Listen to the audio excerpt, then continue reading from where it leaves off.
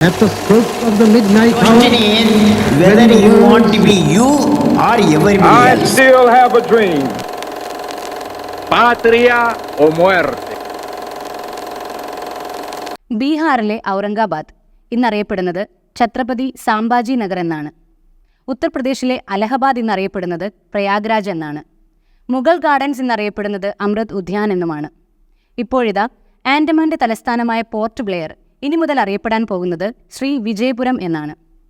ഒരു വിഭാഗം ആളുകൾ ഇതിനെ നോക്കിക്കാണുന്നത് ഇന്ത്യയെ അതിൻ്റെ കൊളോണിയൽ പാസ്റ്റിൽ നിന്ന് വീണ്ടെടുത്ത് നമ്മുടെ ഹെറിറ്റേജിനെ റീക്ലെയിം ചെയ്യുന്ന ഒരു തീരുമാനമായിട്ടാണ്. എന്നാൽ മറ്റൊരു വിഭാഗം ആളുകൾ ഇതിനെ നോക്കിക്കാണുന്നത് ഇന്ത്യയുടെ പൊളിറ്റിക്കൽ ഹിസ്റ്ററിയെ തന്നെ തുടച്ചു മാറ്റുന്ന ഒരു തീരുമാനമായിട്ടുമാണ്. ഇന്ത്യൻ സ്വാതന്ത്ര്യ സമരത്തിൻ്റെ ഒരുപാട് ഓർമ്മകൾ അവശേഷിക്കുന്ന മണ്ണാണ് ആൻഡമാനിലെ പോർട്ട് ബ്ലെയറിൻ്റേത്. പോർട്ട് ബ്ലെയർ എന്ന പേരിൻ്റെ ലെഗസി എന്താണ്? പുതിയ പേരിൻ്റെ ഉദ്ഭവം എങ്ങനെയാണ്? Welcome to Clear IAS explainer.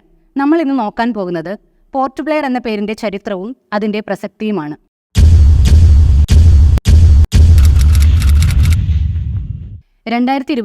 September 13 union home minister Amit Shah ഒരു ട്വീറ്റ് റിലീസ് ചെയ്തു. ആൻഡമാൻ നിക്കോബാറിൻ്റെ തലസ്ഥാനമായ പോർട്ട് ബ്ലെയർ ഇനി മുതൽ ശ്രീ വിജയപുരം എന്നറിയപ്പെടുമെന്നും നമ്മുടെ രാജ്യത്തു നിന്നും കൊളോണിയൽ മുദ്രകൾ എടുത്തുകളയുന്ന പ്രധാനമന്ത്രി ശ്രീ നരേന്ദ്രമോദിയുടെ എഫേർട്സിൻ്റെ ഭാഗമാണ് ഈ മാറ്റം എന്നുമായിരുന്നു ട്വീറ്റ്. പോർട്ട് ബ്ലെയറിൻ്റെ ചരിത്രത്തെപ്പറ്റി പറയുന്നതിന് മുൻപ് എന്താണ് പോർട്ട് ബ്ലെയർ എന്ന് നമുക്കൊന്ന് നോക്കാം. ബേ ഓഫ് ബംഗാളിൽ സ്ഥിതി ചെയ്യുന്ന ആൻഡമാൻ നിക്കോബാർ ഐലൻഡ്സിൻ്റെ തലസ്ഥാനമാണ് പോർട്ട് ബ്ലെയർ എന്ന് പറയുന്നത്. ആൻഡമാൻ നിക്കോബാറിൻ്റെ അഡ്മിനിസ്ട്രേറ്റീവ് ഹബ്ബും അവിടുത്തെ തന്നെ ഏറ്റവും വലിയ ടൗണുമാണ് പോർട്ട് ബ്ലെയർ എന്ന് പറയുന്നത്.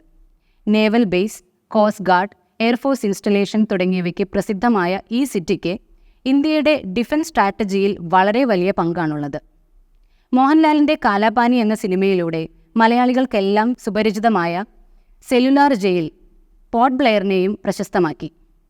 വർഷങ്ങളായി വളരെ പോപ്പുലർ ആയിട്ടുള്ള ഒരു ടൂറിസ്റ്റ് ഡെസ്റ്റിനേഷൻ കൂടിയാണ് പോർട്ട് ബ്ലെയർ എന്ന് പറയുന്നത്. 2000-ഓളം വർഷത്തെ ചരിത്രമുള്ള ആൻഡമാനീസ് ട്രൈബാണ് ഇവിടെ ഇൻഹാബിറ്റ് ചെയ്തുകൊണ്ടിരുന്നത്. 18th സെഞ്ച്വറിയിൽ ബ്രിട്ടീഷ് ഇവിടെ വരുന്നത് വരെ ഈ ഒരു ഏരിയ ഔട്ട്സൈഡേഴ്സിന് അൺടച്ചബിളായി തന്നെ തുടർന്നു.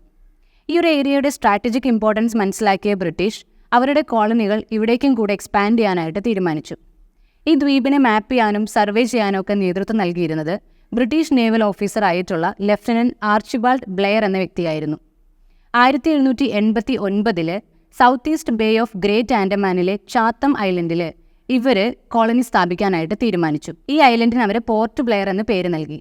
ലെഫ്റ്റനന്റ് ആർച്ചിബാൾഡ് ബ്ലെയറിന്റെ സ്മരണാർത്ഥമാണ് ഈ പേര് നൽകിയത്.